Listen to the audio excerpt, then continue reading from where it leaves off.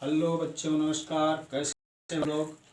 आज हम class 10th की मैथ का चैप्टर 4.3 सॉल्व करें। हमने कुछ सॉल्व कर लिया था और कुछ क्वेश्चन रह गए थे। जो क्वेश्चन रह गए थे तो उनके आगे से देखते हैं। ठीक, आप लोग देखिए, गौर कीजिए, समझने का प्रयास कीजिए, आपको आनंद आएगा, अच्छा लगेगा। और बोर्ड परीक्षा की तैयारी सही तरीके से करिए। पढ़ने का एक शेड्यूल बनाइए कि हमको 2 घंटा, 4 घंटा, 5 घंटा प्रतिदिन कितना पढ़ना है।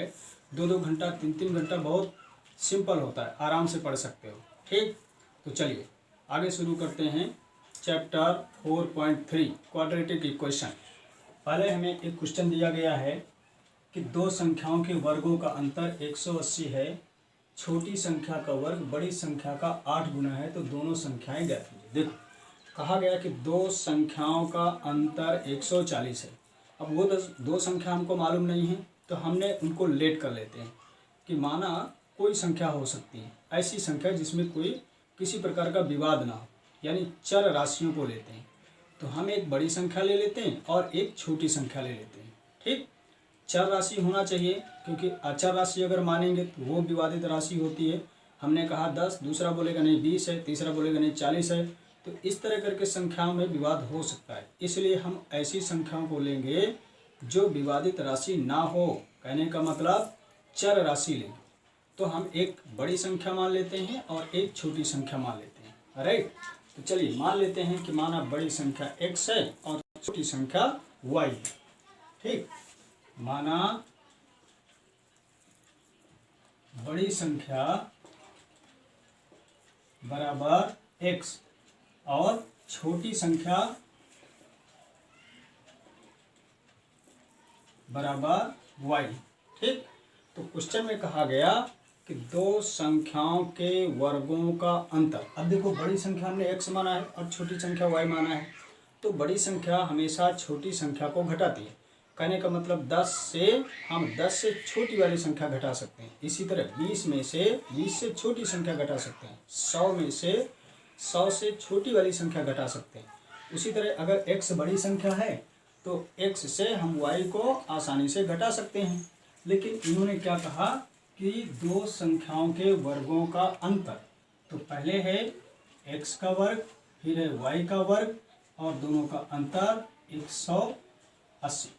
ठीक, ये हमारा कथन हुआ। इसको समीकरण 1 मान लेते हैं।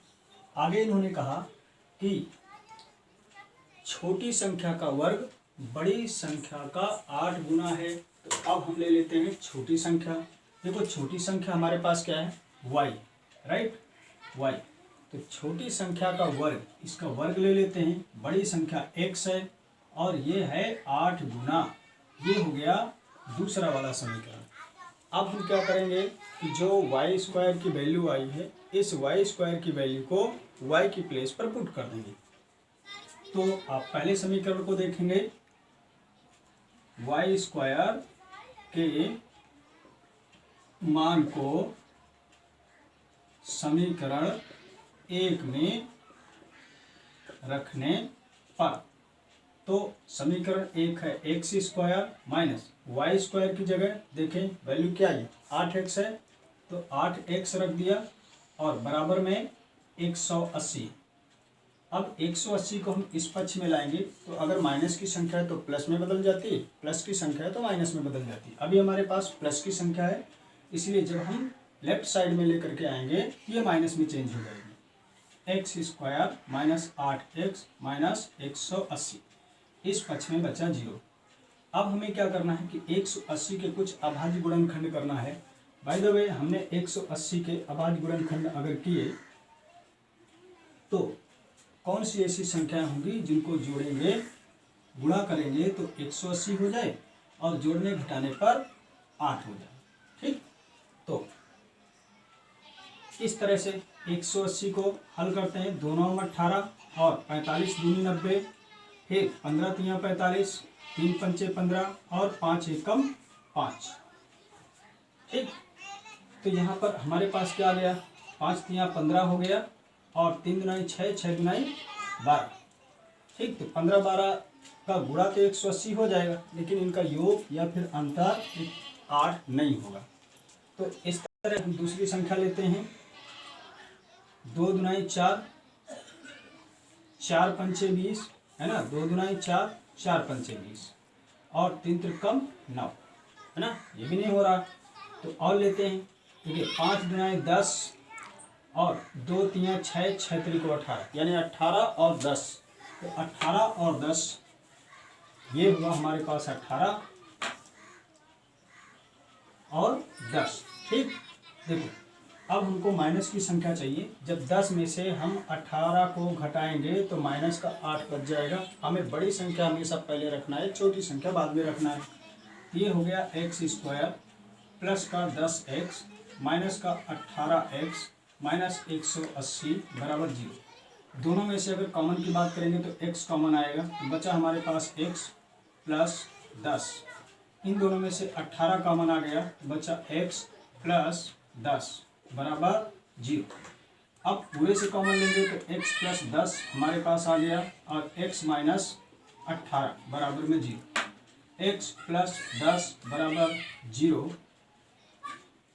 या फिर x माइनस 18 बराबर 0।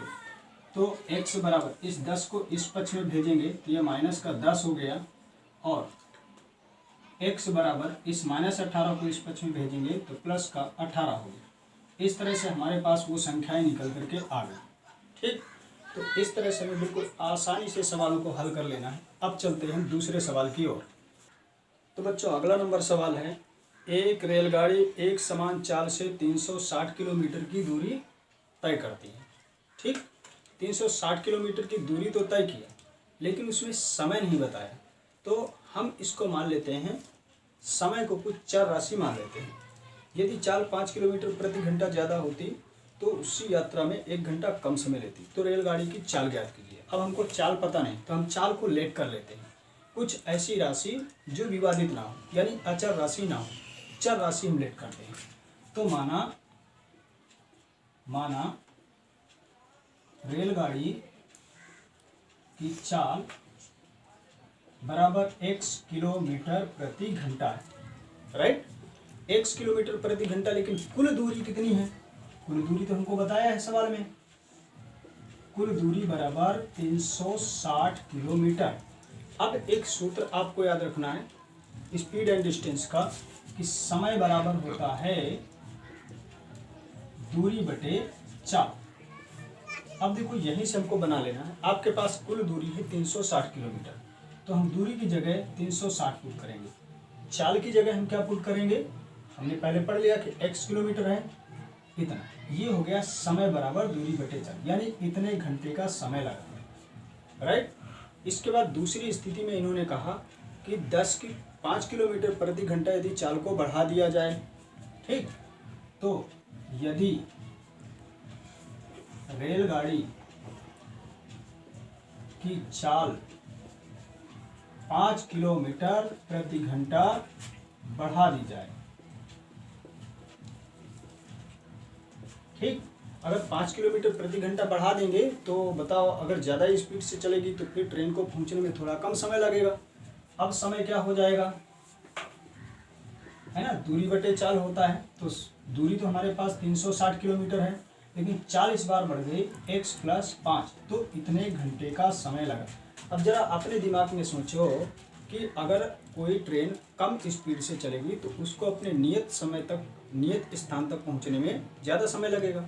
कोई ट्रेन अगर ज़्यादा स्पीड से चलेगी तो उसको अपने प्लेस तक पहुंचने में कम समय लगेगा। तो यहाँ पे देखो ज़्यादा स्पीड से चल रही, इसका मतलब यहाँ समय कम लगा होगा, और यहाँ कम स्पीड से चल रही मतलब ये वाला समय बड़ा है। तो आपको क्वेश्चन में कहा गया कि जब वो ज़्यादा स्पीड से चलती तो 1 घंटा कम समय लेती है ना, तो इसका मतलब ये वाला ज़्यादा समय है। तो प्रश्नानुसार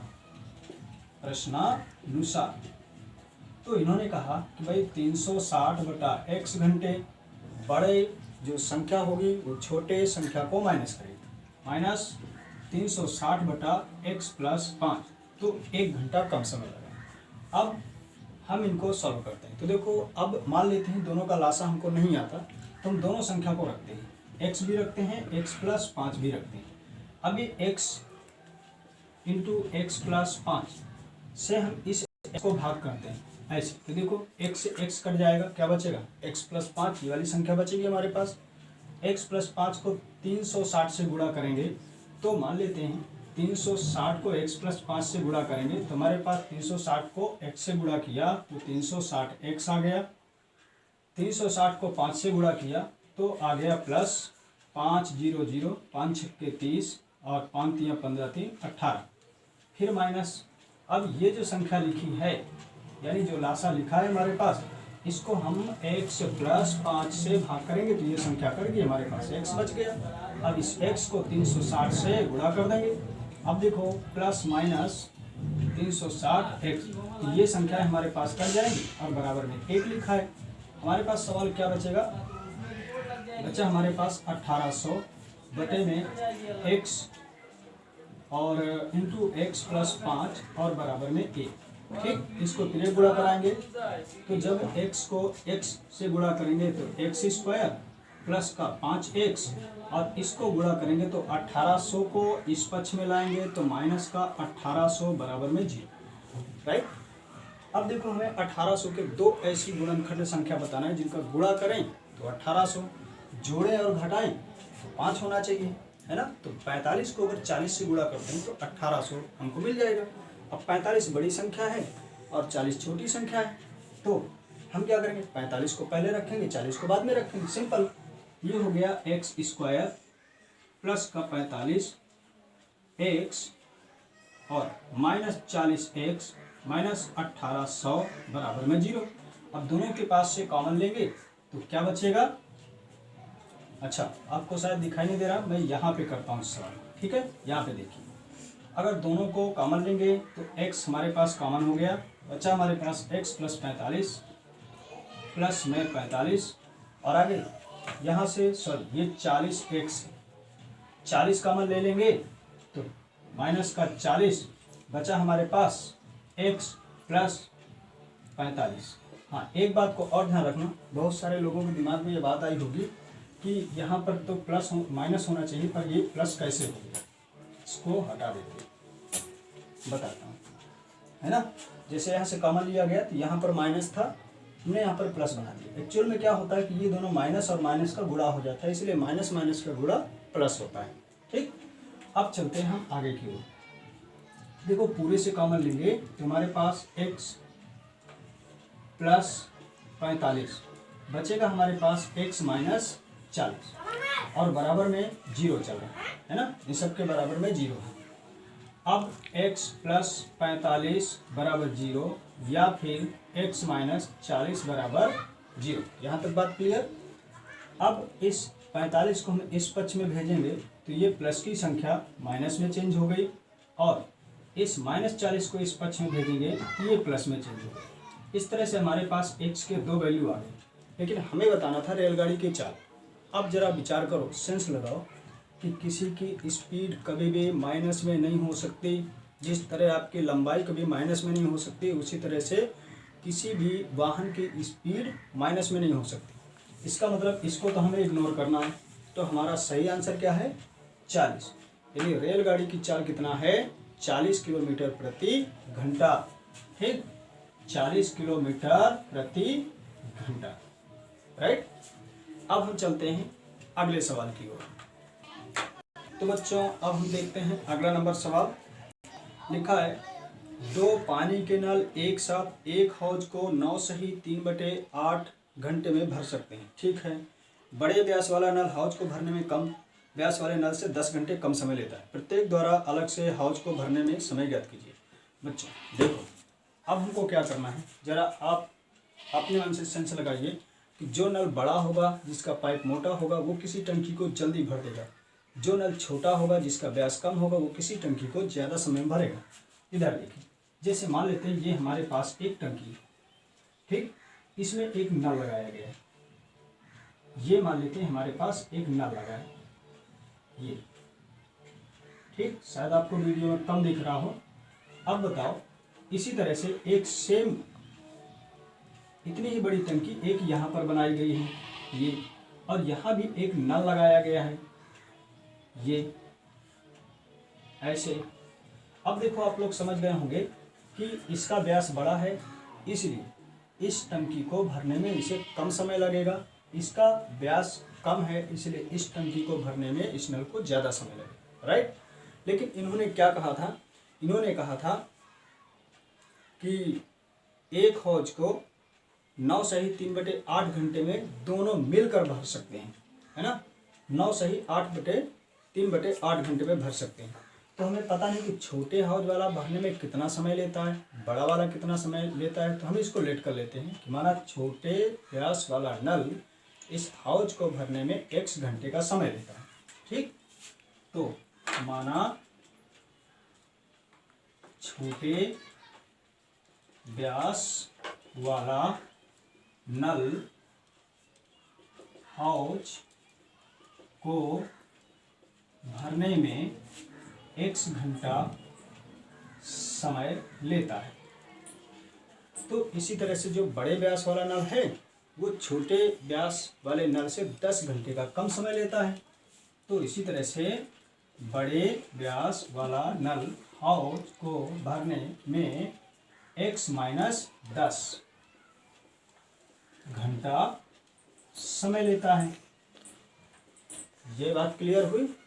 अब वो तो 1 घंटे में पूरे हौज को भर देता है, तो बताओ 1 घंटे में क्या हौज को भर पाएगा क्या, है ना।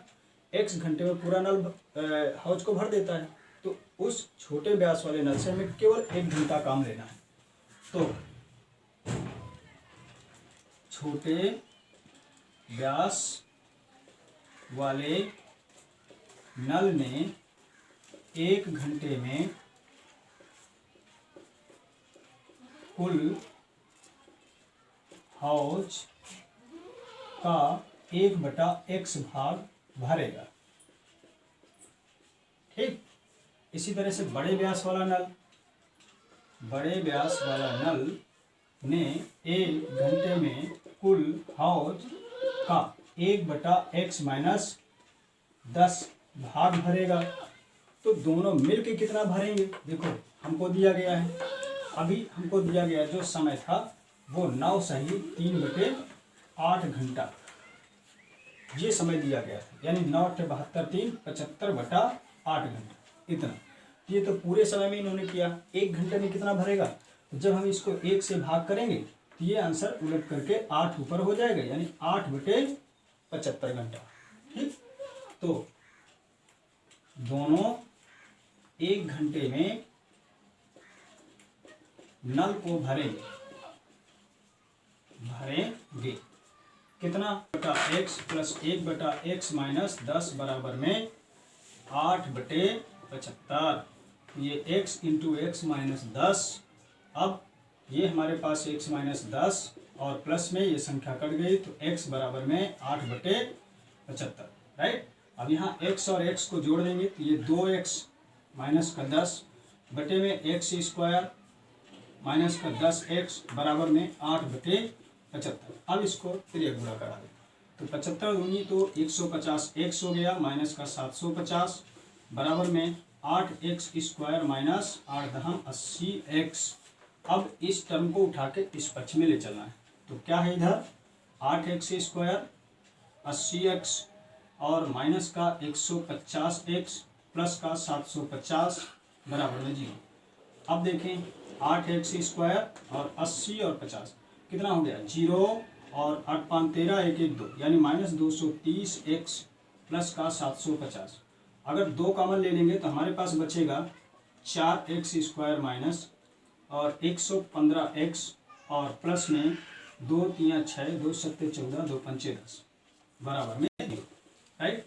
ये संख्या इधर जाकर के 0 हो जाएगी। अब हमें इस सवाल को हल करना है। ये हो गया 4x² और आपको माइनस का 100x और प्लस का 15 प्लस का 375 इस तरह से इसको तोड़ देना है। अब आगे देखें तो दोनों से कॉमन लेंगे तो हमारे पास 4x कॉमन हो जाएगा, तो बचा हमारे पास x माइनस 25 चौके 100 25 और प्लस में इधर से हम 15 कॉमन ले लेंगे तो हमारे पास बचेगा वैल्यू 15x x बचेगा और प्लस हमारा सवाल क्या पर गलत हुआ है,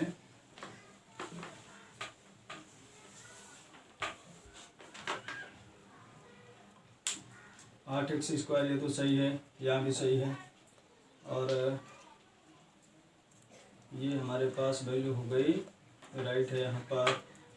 और 8x² माइनस का 80x और माइनस का 150 प्लस का 750, ये भी करेक्ट है। 230 और 750 प्लस का ये भी सही है, माइनस प्लस ये भी सही है। राइट, ठीक बच्चों, यहाँ पर ये माइनस का सिंबल होना चाहिए, है ना। तो अगर हम माइनस का 15 अगर कॉमन लेंगे तो हमारे पास क्या आ जाएगा, बचा हमारे पास x और माइनस प्लस का माइनस 25 बराबर में 0।